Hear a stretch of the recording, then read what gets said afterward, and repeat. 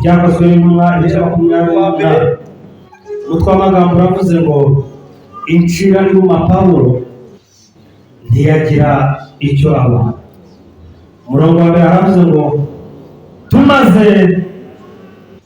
tumaze gukira tumenya yuko icyo kirwa cyitwa Merita bene igihugu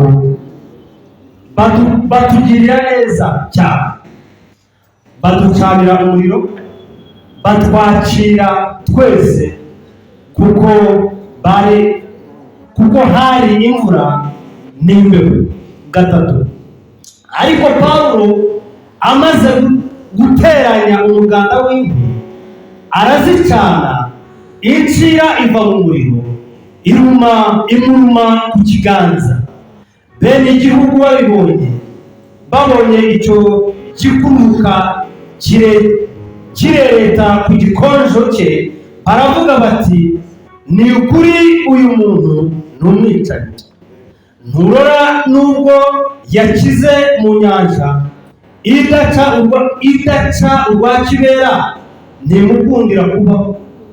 5 ariko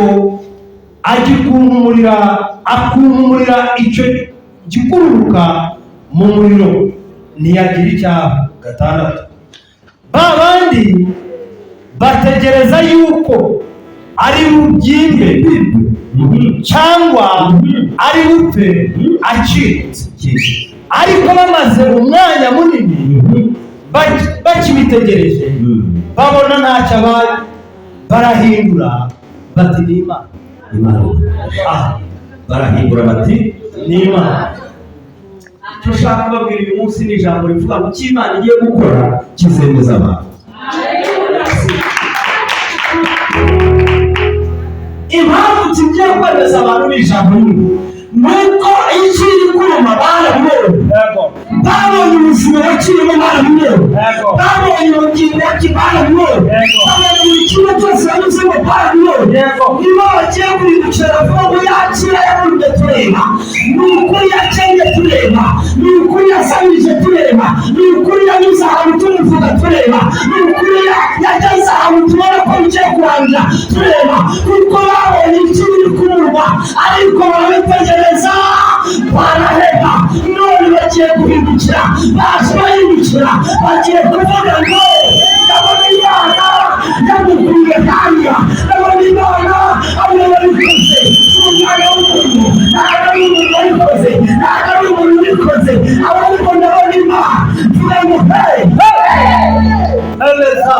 hari ikibazo igiye kuruma. Bwana sifiwe. Hari ikibazo igiye kuruma, niyo ngiye kuvugana nawe. Hari ikibazo igiye birakuvuga, hari ikibazo igiye kuvuga ngo uriya muntu byagenze bite, ariko iyo ngiyo igiye guhindukira uvuga ngo igiye kuvuga ngo ndabona Imana niyo yakoze ibingibi, ntabwo ari umwana w'umuntu. Niba ari ibyaha byaciyemo, haleluya haleluya. Uyu munsi uza kuba maso kuko ugiye kwikurumura ikibazo bazigeze kuruma. Umwuka w'Imana yabwiye ngo abantu bamaze igihe barumwa n'ishiri ngo kandi bakavuga ngo igiye kuzamuhitana. Bagiye kubitegereza ariko ni byiza kuzagaruka.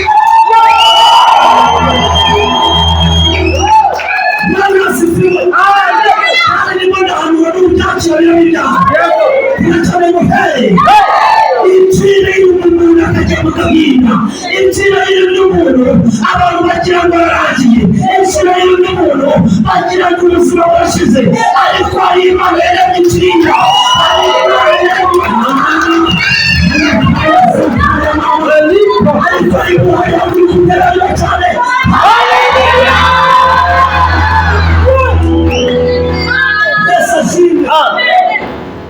Niyo mpamvu Theo yaririmbye ibiti bikoresha, aravuga ngo hari igihe umuntu aba mu kigeragezo ngo gikaze, n'abantu bamureba bakavuga ngo aragereye, bakongorerana bakavuga ngo se muzaca, ariko mu gitondo akabacaho.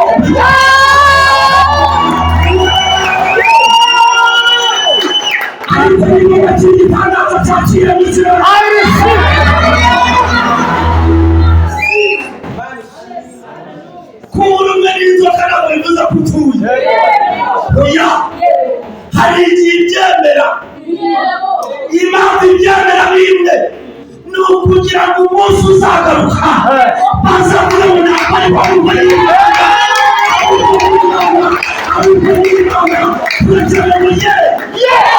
ushobora kugira ngo nzi yuko ushobora byose nta kibazo kurogoya ibyaha byawe abantu bavuga ariko ntibakora umugambi w'Imana abantu bagusebya ariko ntibakora umugambi w'Imana turacyari fire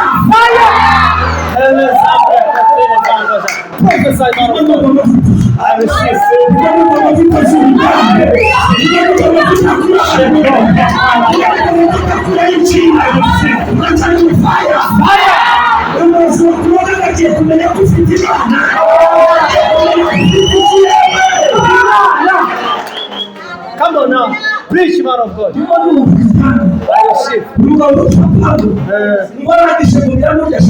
Ikiri maze kumurya bahita bamborera baravuga barakije araturesha indakirwa kibera yo n'umuntu kuri moto bagira ngo nahanu ni kuri kw'Imana bakubona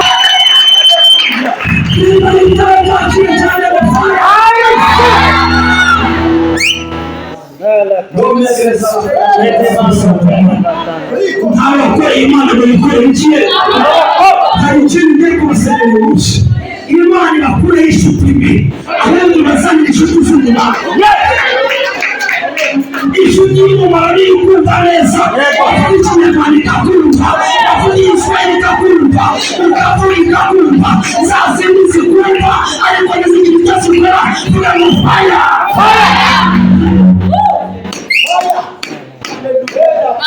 Oya ariko ni gute usanga mugihe afite inshuti ibihumbi ariko wabuze ngo n'ubu Imana ntabwo ikoresha abantu benshi ikoresha umuntu ikeneye umuntu umwe ikeneye abantu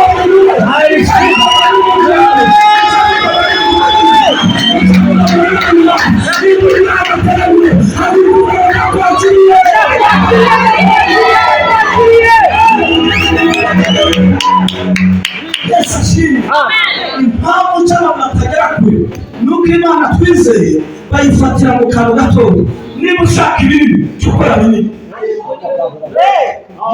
ako narakiza rusangana ntabwo nzasibira ako karaje ntabwo nzasibira vuga ngo cyane hari umuntu atanga menshi bagahita bavuga ngo ni ikigori si ikigori azi moshe anajua kwenye iko na kazi tunachanga kubikora iramwibona n'akayatunga ariko ikaguteza akamungu n'inyatsibizukira urangije ukarwaritako umubwira nge sinzi ibitabo kuva nazi iwacu kuva nazi ko sinzi ibitabo ariko wa mugabo kuva n'abantu ndamujaya sinzi ibitabo none ugasanga ushaka kukoca amati bagahita bakujyana ngo wajyana n'utabariwe ngo bifashe ibihumbi magana inani uyawe uniko datahumba n'utayatanga kakana oya gupfa leta ntabwo bahera kw'ibi birimo birabura bagakata birikomye bagakata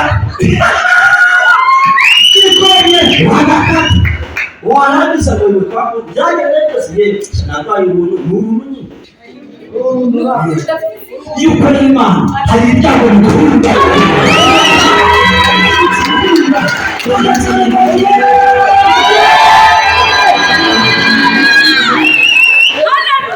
hari igiti zikagucinege intira z'abantu zirahari nizo zuzuye kandi zibagenda zikagira mucamo mahano w'Imana muragaga mutagira ngo musiriba abantu zirasiriba zaterana ziraterana zavuga Yesu ikavuga ye ariko zirikuri Bibiliya ngo bazaterana ariko sintuzabateranije bazavuga ariko sinzabahagati muri bo akamubwira Imana yavuze ngo yego haleluya ijuru ryagira gute haleluya isi yagenda gute ibyo yavuze yakubikora izabikora kabona Yesu ashimwe upfa kuba gusa wumvise ko ari yavuze niba ari akaba abanyamahanga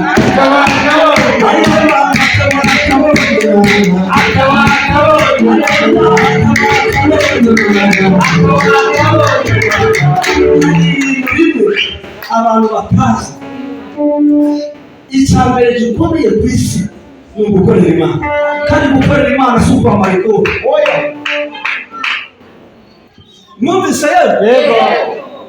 Gukorera Imana si ukwambara koti ngo witwe pasiteri, arikibishopu, karidinali n'ibindi. Reka da, ntabwo tayito ariyo uruhare rushobora kuri ntara. Njyewe wanyita Ruzindana, wanyita porofeti, wanyita iki, ntabwo byaza.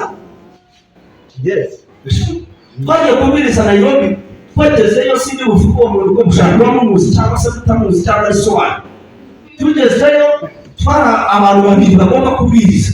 Mu gihe turimo turakirwa, niyo bagombaga kubanza ngo abwirize, noneho njye wumva ko bari banje mu icyo giterane, ariko ndavuga ngo n'ubukomeye ndamwubaha, ndabareka banze.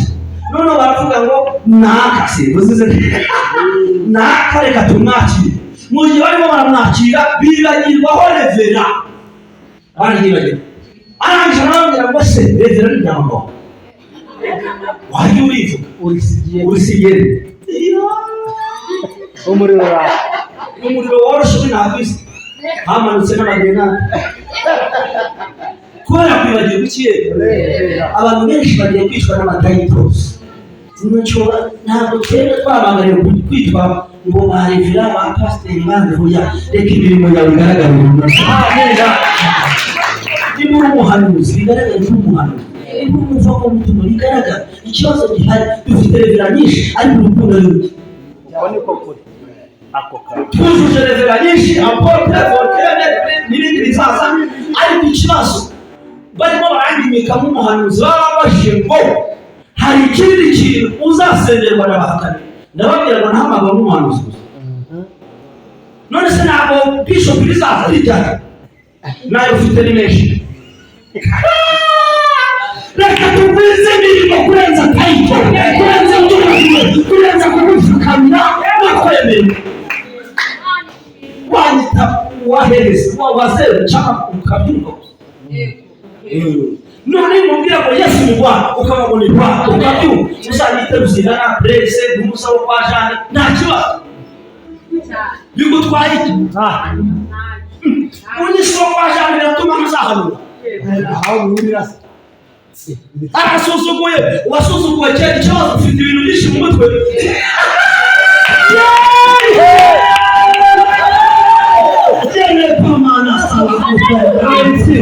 Ikiza cyane ngo haleluya, haleluya.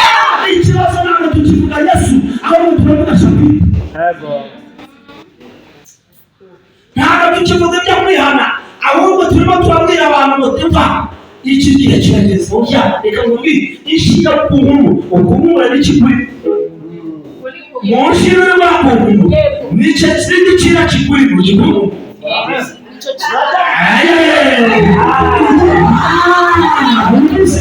Uyu munsi bavuze ngo tuvuge ukuri kandi ahita ntahariya bundi. Yego Imana yacu Bibiliya ngo nusheshenya nanjye nzagusheshenya. Urajyayo ukabona oya nusheshenya nzagusheshenya. Haleluya. Ntabwo gusheshenya reka mubi abantu bose bo kuzi bashaka bazakuvuga bose. Usigara Imana gusa ntacyo uzaba.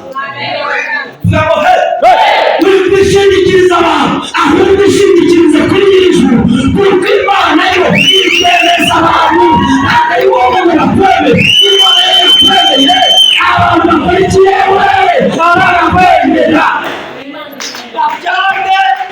Babyemere barakwemera. Kandi uw'Imana yemeye, habe niyo wazana amabuye ntabwo ugera rwose. Vuga ngo amen. Reka urishira mu izina rya Yesu. Ifunguro cyane ngo inshira zazimo bazifungura mu izina rya Yesu. I receive. Cyane ngo amen. Cyane haleluya. Haleluya. Imana abantu benshi batagera ku cyo bageraho, nuko mu mitima yabo ni ukuri kw'Imana uzemeje. Nagushaka mbese ubona umuntu uko ari kugenda n'uburyo avuga ngo ni umukristo, ariko imbuto za Kristo uzi ko twirirwa mu mutima haza gusa n'imanza zuzuye muri twebwe.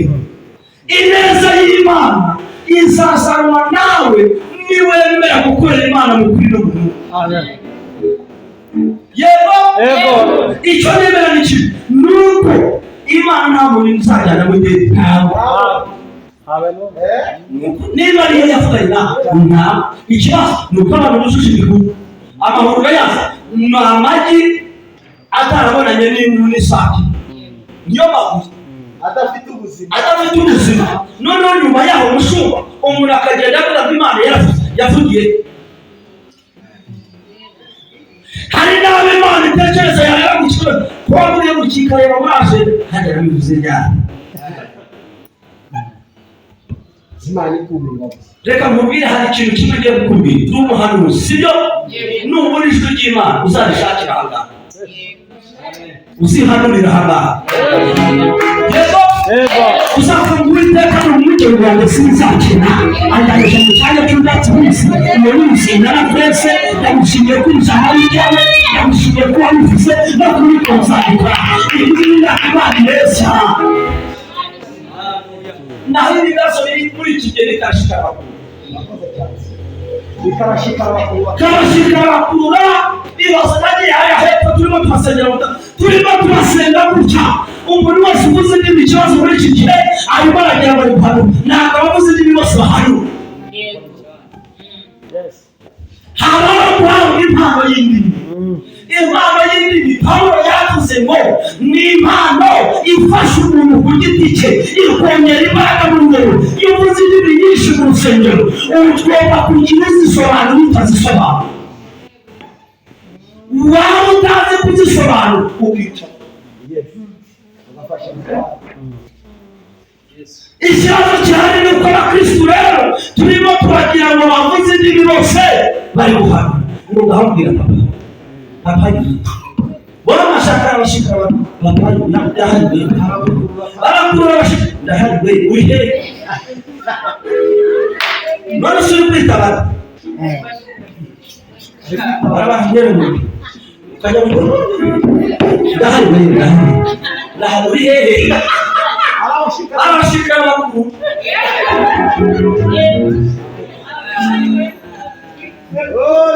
Reka tubwire abakristo ni wipakira Imana azi fanatism. Wiyakira n'abafana ahubwo yakira naso. Nuyakira naso izakubera so, nuyakira nk'umuboyi izakubera. Iyi Imana yindi ni ukuri ko Imana ingemeri yarenye kwisi. Uko kandi utagira ngo ni kukubera umuntu wese n'ibiri yateye warazize.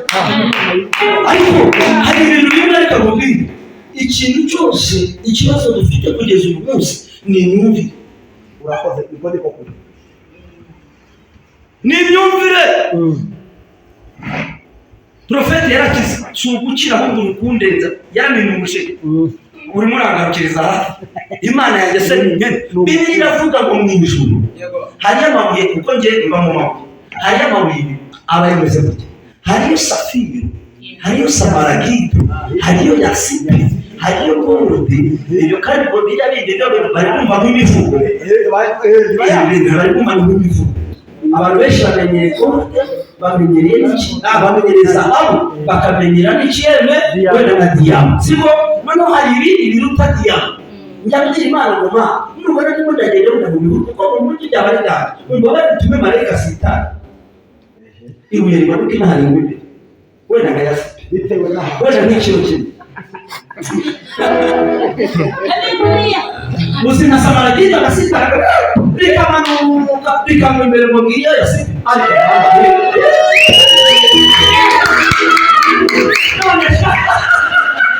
vuga cyane ngo nivuga ko Imana yacu ni ikire. Icyakabi Imana tuyaheza.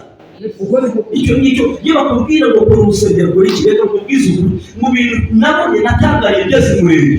Umuntu aba mu byatsi ariko yubakiye inzu Imana y'amatafari kandi akayikora neza, ambwira ijambo rikomeye aramusishura kuba mu nzu nziza Imana ibaha. Nuko yabwiye uwo musaza n'umuhanuzi w'umuntu mu gihumbi kimwe magana cyenda mirongo itanu n'icyenda n'ubu aracyahanura kandi ni muzima arakomeye arambwira ngo Imana yanjye ntabwo naba ngewe Imana ngo ngewe mu matafari Imana ire muri Nyakanga ngo ntibizabe ntabwo bizabe Imana idutabara tuvuge cyane ngo amen. Ntabwo Imana ikennye oya utaza kugira ngo uri kwiha kuko ikennye ntabwo ikennye ikunkumure nimba ari inshiya zagufasha zikunkumure nimba ari inshiya z'ubukungu zikunkumure nimba ari inshiya z'amagambo zikunkumure nimba ari inshiya z'abakwanga zikunkumure nimba ari inshiya z'abantu bagutega zikunkumure uyu munsi inshiya yose yari mu biganza byawe yari imbere yawe uyu munsi yakurekura mu izina rya Yesu iracyagurika mu izina rya Yesu irarinduka mu izina rya Yesu turacyamenya hey Yesu ashimwe. Yego. niba ari inshiya y'ubukene vuga ndagusezereye ndagusezereye igitangaza nawe usezerera inshiya y'icyaha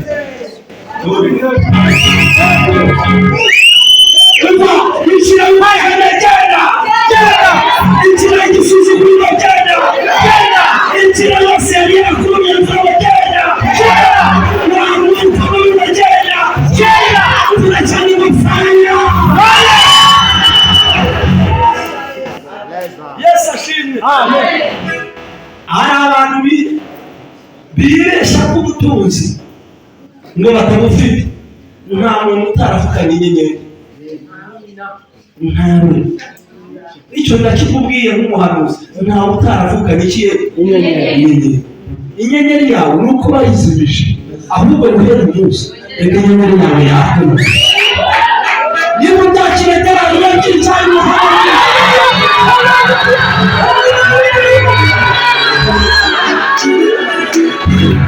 inyenyeri y'umuntu yazimye agira ngo isi yose yazimye inyenyeri y'umuntu yazimye agira ngo ibintu byose ngo byagiye reka mubwire aka kantu hari igihe umuntu akubwira ngo agenda ujya gukora ikintu mu bintu ariko hari igitangaza Imana yakoze ntabwo Imana ijya inyuma ahubwo ijya imbere yabwiye kuri uwo ngo ugiye imbere ahataringaniye nzaringaniza bizakunda bizakunda abantu bakujya inyuma ariko Imana ikakujya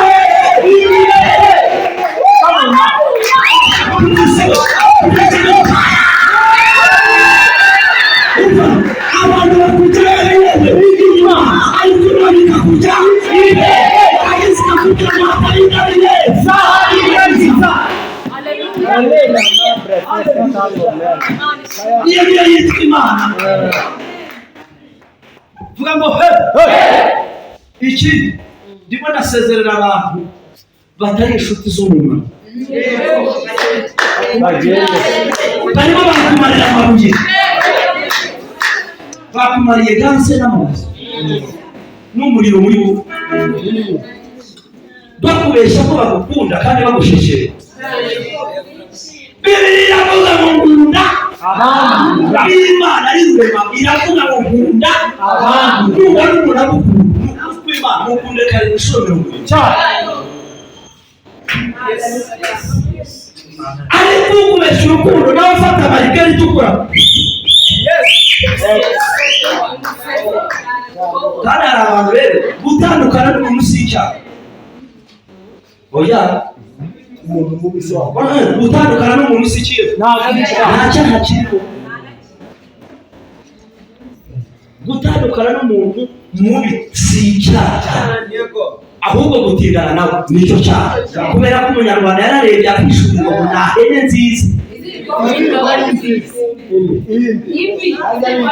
nta hene mbi wizirika mu hene nziza ariko ihene isubira mu wiki ihene mbi ntawizirika ku hene nziza kuko ni nk'ikirayi kiboze kimwe iyo gishyize mu birayi byose hari abantu batinya rero hari ikintu kimwe nashimye n'Imana muri Jesus Christ is coming ngaba bose nta munsi n'umwe nigeze babwira iby'amafaranga ngaba ntabwo ariko tutagenda ngaho by'amafaranga turwa hano ni wanjye se none se utuya hano tura Nduri hano hepfo ngo cyakiraga. none se kiragabaga ni iwawe si iwawe hano ni kwa Kristo kamubwi nutabikora izaza nubi ibintu bisanzwe reka nkubwire ni ibintu bikurikiye bisanzwe. Umusamariya mwema nta kindi yakoze, yasanze umuntu bamukubise bamujambije ngo ahageze mu mutambi baramureba bacaho arangije haza undi nawe bafite isese bigiye kumurenga nawe arareba acaho wari kwaza umugabo ushaka udafite icyo ahuriyeho n'abalewi, udafite icyo ahuriyeho n'abatambyi, udafite icyo ahuriyeho n'abandi, araza gusaza mu mutima w'Imana aravuga ngo uyu mugabo namubonye ntacyo dufite icyo dupfana nta na kimwe, ariko aya mafaranga agiye kuyatanga ngo aramugaburira aramuvuza aramwambika amukora buri kimwe, arangije aravuga ngo tukujyane mu bitaro n'icyo bazaguca cyose nzakishyura. Ntabwo bari bafite icyo bapfana my friend, ntabwo bari bafite, ariko umuntu baravuga ngo ari Imana twuzuze akwiyandije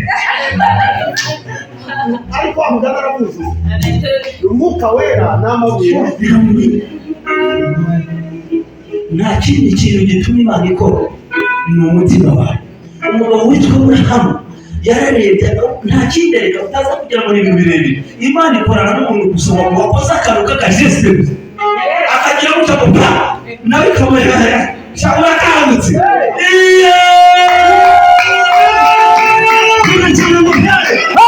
ukamuka mukitibwira marayika ngo ndavuze ngo manuka akakanya kiremwe kakanya. Imana ireba ikintu kuko yatangariye umwana w'umuntu kuko Imana izi abantu kucyana umucyaba Aburahamu ari iwawe patera nta kindi kintu yakoze kidasanzwe. Yabonaga ibimana bimwe babimanitse ibindi bikagwa ibindi bihariya bikaranuka. Ntabwo Imana yaje kumubwira ngo Aburahamu we oya, ahubwo wubwe ku giti cye yarabuze, ariko ibi Imana ntanakuka ariko nubwo bose tubiri, ariko ndibaza ko hari indi ndumva hari indi Imana ireba mu mutima we iravuga ngo uyu mugabo yamenye ukuri, iramubwira ngo Aburahamu va jya. Reka babwire ibintu bitatu bituma umuntu atajya ku gitangaza cye. Icya mbere ni ugutinda kumva.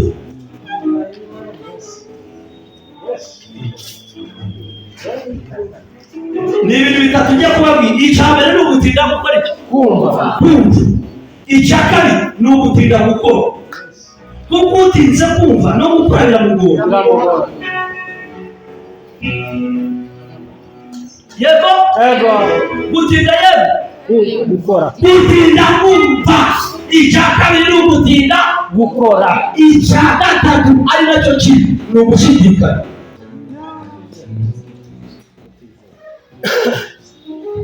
Bibiliya iravuga ngo utizera ntanezeza Imana. Bivuga ngo uri gushidikanya muri wowe ntabwo byakunda. Iby'Imana bisa nkaho ni ibintu by'abapfapfa. Gufata miliyoni ukayitanga, miliyoni imwe n'igice ukabitanga, mu by'ukuri bitangiriye umuntu yavuga ngo umupfapfa. Ibyo rero by'abapfapfa nibyo bituzanira ibitangaza. Ibyo by'abapfapfa nibyo bikora ibikomeye.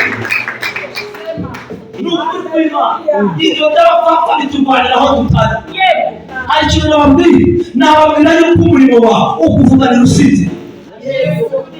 Agojya musubiremo. Imirimo yawe ukora Imana ikuvuganira usinziriye. Oba imirimo ukora Imana ikuvuganira abarozi bagambanye ngo bakwice, ariko Imana ikakwitambika.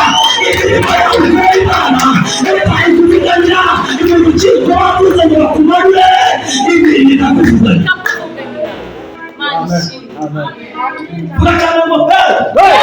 Ntabwo bisaba ngo mujye muziranye n'umuntu oya, ahubwo imirimo iripanga. Imirimo y'umuntu iravuga.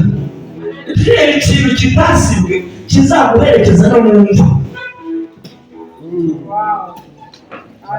Ni ukuri kw'Imana ya Isiraheli. Muri Uganda ikintu nifuza, mama wacu yakoze imirimo ikomeye cyane kugeza uyu munsi baramwibuka kugeza aka kanya, ndetse hari n'imirimo Imana imwibukira, abana bagafashwa, abana bakagera kuri bajyanye kw'Imana batasenze. Hari igitangaza mukuru wa Imana yamukoreye n'ubukira. Ndimo ndavuga ngo iyo ni Imana. Abazungu barapurayinze, abana bamwe barapurayinga, abakusu barapurayinga, bakora buri kimwe cyose, ariko kuko hari imirimo mama yakoze iva mu bwenge. Aka kanya ayo bintu bikomeye cyane in America. Nogira Imana. Ejo bundi nari kubitekerezaho ndavuga ati ariko nyamara byabimira ko hari ibintu dufata for granted. Impamvu naritekerejeho n'imwe nuko mushiki wanjye mukuru wundi nawe arambwira ngo aka kanya twabonye impapuro n'abantu bazibye babagore, ahari abantu bamaze imyaka miliyari barezibuze. Nza gutekereza kuri meze ya mama yakoze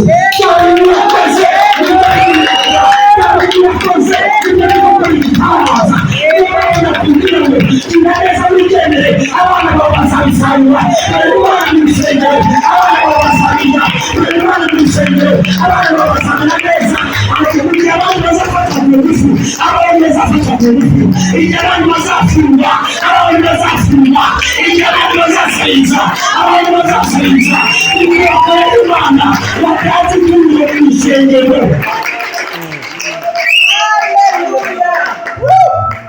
Ariko ni mufite rayite cyane. Haleluya. Muzinubire gukorera Imana.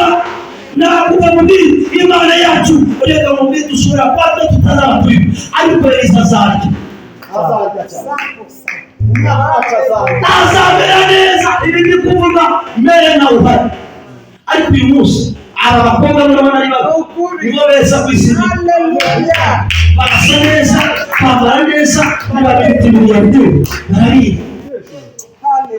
Iyo asa kuba mama yaragiye mu bapfumu no mu barozi, aka kanya ntabwo baba barahangana, baba barasabije abuzukuru bari kuza n'abandi iyo bayita Imana bayita Fred. Kandi reka mubwire ntabwo bikora kuko twasenze, ahubwo Imana yibuka imirimo ikibuka. Dawidi yibutse imirimo gusa ya se wa Mefibosheti, aravuga ngo agiye kukugirira neza mukuru kasohoye n'akandi, agiye kukugirira ntabwo yagize neza kuko Mefibosheti ntabwo yagize neza ku bindi, ahubwo yaravuze ngo agiye kukugirira neza kubasohoye n'akandi, kukugirira neza bagusubiza iby'inyarwanda, bagusubiza iby'agasozi, bagusubiza ibyanyu kubw'ineza ya so. Mefibosheti yari ahantu habi, yaramubaza amaguru, yarabaye muri, ariko Dawidi yumva ineza ya se, aramubwira ngo ngwino dusangirire ku meza, ngwino ku meza y'ubwami. Reka mubwire nugira neza, abantu bose bose bazarira ibwami, bazagendera ibwami, bazakorera ibwami.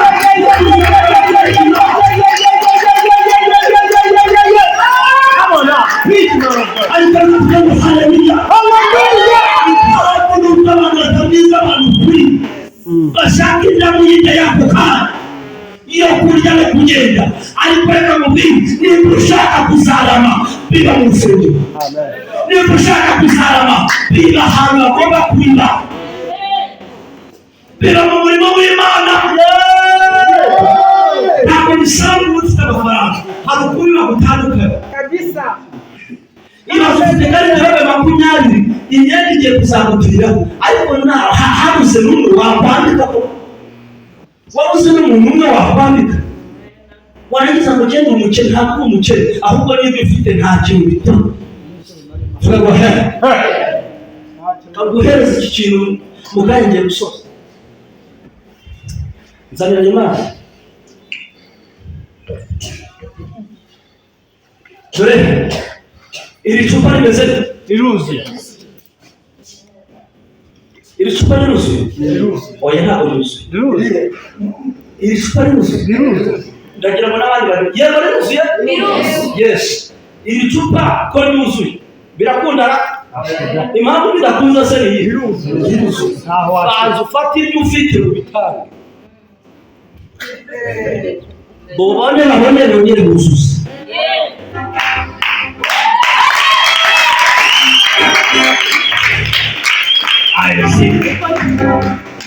ntabwo byakunda wowe ubwawe ntabwo bishoboka urashaka ngo Imana kuko nibyo yaguhaye Bibiliya ivuga ngo ngerageza basi ngerageza ahembera kandi ngerageza cyane uhora wuzuye tu kandi dore yuzuye ibice yuzuye kawo yuzuye none ukaza ko bitanyikiriza zirindwi zitera zigeze gutya zitera zimanuka zimeze gutya ngo kubera iki se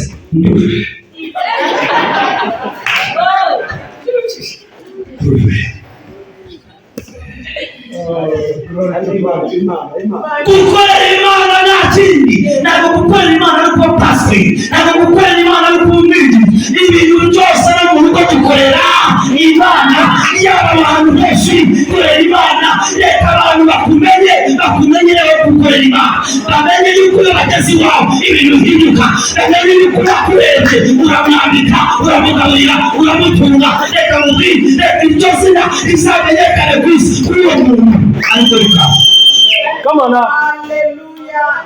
kabisa menyekane wibihisha kuja ufite amashati igihumbi ngo noneho Mana ngo nyuzurize ntabisa kuzuza gukorera Imana si ukuza muri kora Imana imbaraga reka da ave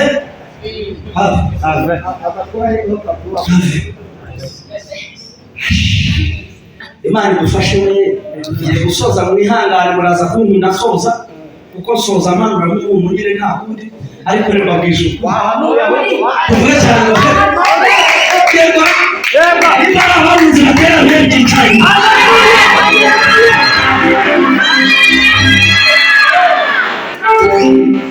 ntabwo uzibuka ngo kuko wagize ngo bayitaje menshi ntabwo uzibuka ngo kuko wambaye cyane njye nkunda kwambara amashereti 20 kuko naje gusanga Yesu niko yambaraga none se mu ijuru bambara iki waba muri zahabu wambara shereti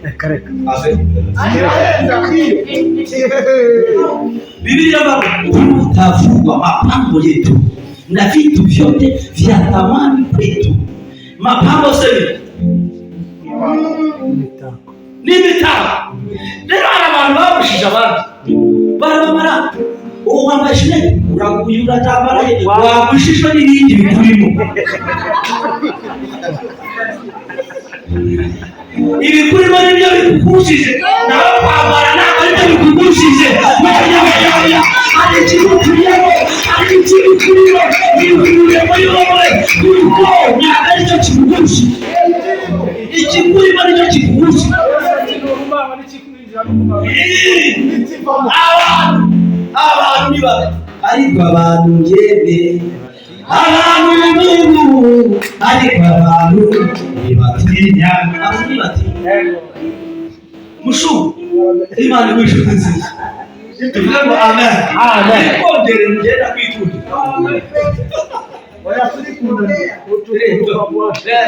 hari ibintu bitatu ariko uzi ikibazo gihari muri iki gihe abantu benshi ntabwo bagishyigikirana bino hano ukashaka ugenda no kugenda muri nzara amafere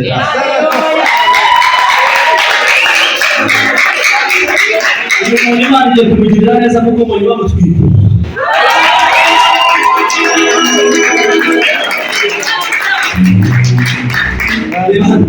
n'ubu umugore uzakomeza ubirimo igihe biri mu byo gutwita no gucira no guciragura uzaririmba utwite uzaririmba ugaruka sibya simbanuye birangi icyifuzo cy'umwaka n'icyangi birahuye vuga cyane ngo he ntabwo rero hari umuntu wambaje we hano gutabanje kugira ngo zeze baza mu myaka kawe ngende umuhanuzi wa minisitiri akaba umuhanuzi w'impano jewe ni kavuki ubundi yabitoraguye ahantu si muri nyavugo ntabwo bisaba ngo baze umene agatutu hari igitangaza ntabwo byanze ngo kabyaramwe n'amahoro ntibagutera amabuye rwose ariko ikibazo gihari ni kimwe ntabwo kwitigisa hari igihe bikorera n'amarangamutima ntabwo ijwi ry'Imana ritigisa oya hari igihe abarangamo umutima y'umubiri kubera ko waho wakuriye n'ibyo wabonye ukagera ngo niko bigenda oya ntabwo ariko bigenda ahubwo Imana ivuga ituje ikavuga ntabwo Imana ntabwo ngorana umunsi umwe reka nkubwire umunsi bari mubwiye ngo tubwire Imana yawe mbega mubwire uzatunga amafaranga n'umugabo wawe ubwo kandi gakomeje amakuru ukomeze uhagarara some eleganse shyira mu buhanuzi kandi reka tubanze tuvuge ngo amen amahari tugiye gusoza nyaboneka mu kanya katarenze sosiyete jya mu ndizero neza icyiza hari ibintu Imana yakoze ibitanga yaratwaguye mu muhogo tuvuga cyane ngo haleluya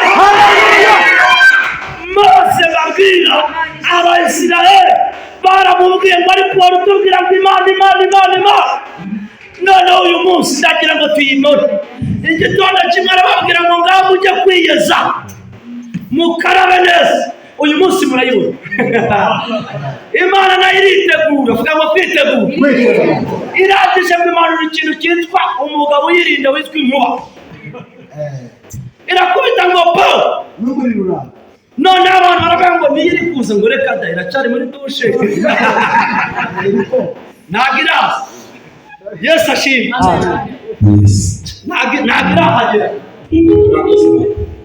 Yesu ashimwe mu gihe cya kabiri gikubise baravuga atari wewe niba ari ukwigiza turagusabye tugende uhure nayo uzutubwire niba ari hari abantu bamenyera Imana bagira ngo Imana ishe nyayo ikazana ahubwo yatugiriye umuntu izana abahanuzi ibashyiraho kugira ngo yo ubwayo icyo mubahanuzi kugira ngo byajwi nkatwe ryoroshye rimara kuba muri filtre rikugereho wumva ayo makuru ariko yo ubwayo kurusha ukuri kw'Imana ntabwo urabyumva Imana igufasha uzabyumva rirakubituwe yo mu mubiri ubaye ukunda ugomba kwifuza ukuri kw'Imana hari igihe impungura ikayivura nkahita numva ngiye kwiba mushaka mwikinisha Imana rero irakomeye niba yaravuganye nawe izabikoza ntabwo ari Nyirakamana si se wanyu si nyoko wanyu oya izabikora tuvuga ngo amen soza mukama tuvuga ngo incira zose nazikunda izina kandi ziragaragije ishira yose yarakuriye uzashaka amen cyangwa ibintu by'Imana byose usoze nacyo umushumba duhanurire hanyuma nanjye soze aricyo nakubwira ni kimwe korera Imana ukorera Imana icya kabiri nubona ukagira amahirwe reka iki kintu nyibuze cyane nugira amahirwe ukabona hari ikintu ukoreye umukozi w'Imana icyo kintu wabyumvise nugira ikintu amahirwe ntabwo ari kugusaba nugira amahirwe ukabona hari ikintu ukoze umukozi w'Imana akakubwira ngo ndishimye iryo jambo ukaryumva n'amatwi yawe uzagenda ubigire kuko uwo muntu kugira ngo yitwe uwemewe ntaho yaciye Imana iramwemeza iravuga ngo tugusutse amavuta kuremeye ni nayo mpamvu Dawidi yavuze ijambo rikomeye aravuga ngo ntawe ukora ku wasizwe iki amavuta uzashima nubona uramuha nubona ukoze ikintu mu rusengero nubona uzagenda ubw'Imana ndagushimiye ko washoboye ndabigushimiye kuko hari igihe uhereza n'abandi bantu ukabaherezwa batekereje byajyana na miliyoni ariko ni nabo bakaruka bakavuga ngo yatwiyemeye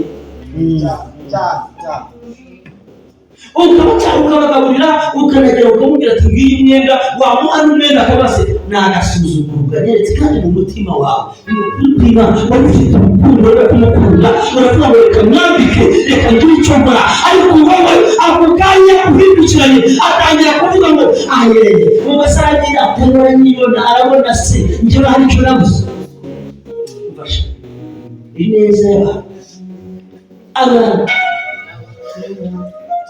ubura kwanyishuri kuko wamwana abantu bafite umunyanyirite ngo kuko yamuye agahita gupangisha akaba kujya n'abantu afite atandatu nuko utabizi amen ubushake iyo ntabwo ariyo Mana twakurikiye ni Imana y'urukundo ni Imana y'urukundo ni Imana y'imbabazi ni Imana ikunda ni Imana itinya kurakara ni Imana itagira umunyanyirite amen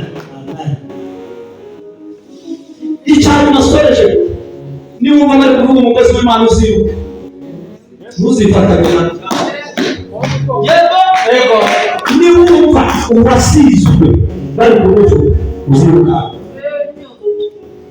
ntuzahe umwanya umuntu ngo akuvuye uziruka abasizwe bareke bavugane ababo niba barasizwe nashaka azamufasha ariko ntabwo ushije Dawidi gusiga ariko Imana imugamije Sawuli baravuga ati burya ntabwo ukora ku basizwe kandi reka mubwire Sawuli wamwishe yagiriwe nabi yarabizize n'umuryango wose urabizi Imana dutabare dukorere Imana twicuza dukorere Imana twikunda dukorere Imana tutari mu matiku dukorere Imana tutari mu nzangano dukorere Imana twiyiturira dukorere Imana reka mubwire twanabishatse hano basi n'imodoka twayiguriye ahubwo dufite ishimwe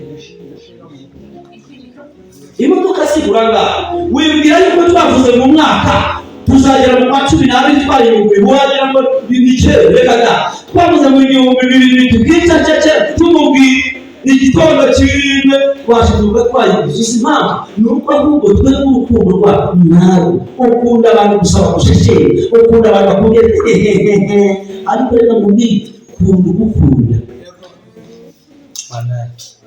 abanyarwanda n'abakunda gafata baravuze ngo kunda umukunda ngo kumukunda wo akunda uzarebe igihe cyose umuntu ashaka kuprofita azagukunda cyane azakorerwa ko ufitiye azagusengesha harimo nani n'icyo ariko profili nimara kurangira azabona umeze nka shikarete yakanje cyane agiye kwicira wanamuhamagara akayireba agahita wakwegerwa abantu batezanya stress igihe wahamagara inama ubona ko ntamufasha urukundo rukeya yewe iki gihe abantu bafite urukundo rukeya aho kongerwa niba ndavuga ngo abakristo turwaye covid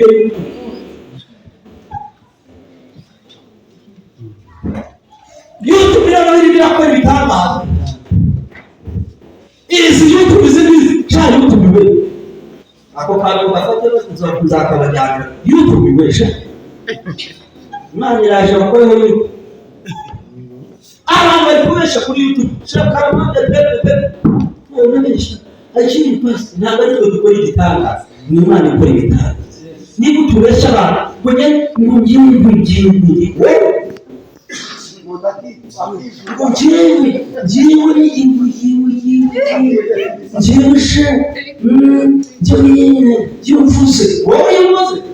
Uvuze se ko tubona gusanzwe ahubwo vuga ko Imana ivugiye kuri wowe nubwo byadutunga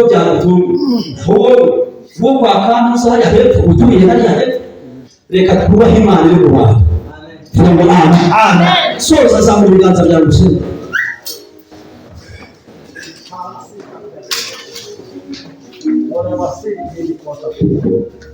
Imana ihumugisha abantu twagendanye bashiki ba Imana bagire neza n'abakunda dore ndi ku gatuti burya n'umuntu wihangayeho abeshya ntabeshya abakunda twari ba David ndamukunda cyane wimari ndamukunda Tusa Steven I love you.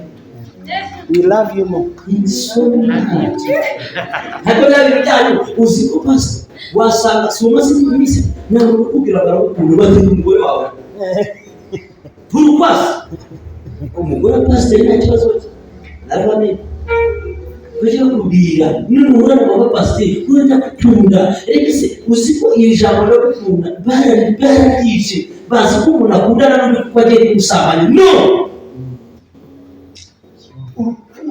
cyangwa urukundo rw'Imana ariko umeze hari urukundo rw'Imana urwo rukundo rw'Imana icyambo rukabasa mu mwiza mukundi itorero mukundi umushumba mukundane mushyigikirane uboroge kubwe utake kubwe usanga afite ibyago si wowe mu mutwe alo shakira amashamba mota reka gusengera have cyekeka gusengera atari kubyumva nashi uzazabura icyubahiro cy'Imana mukundi ndagushimira ko cyagihe narasezerana n'umuvuzi none tugiye guterana eshatu zo gushima Imana ariko tugira ngo inshinga zose zaratumye shenzi kwa ikirenge ziragiye twagera no kari gatatu haleluya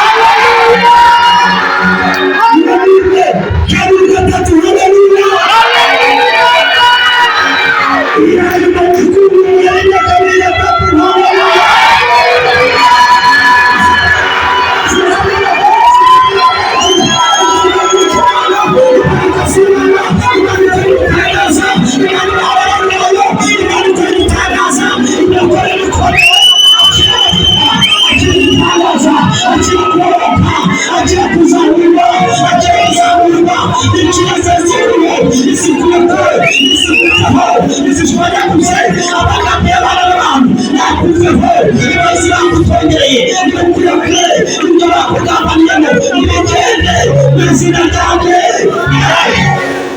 Turamushimira izina ryawe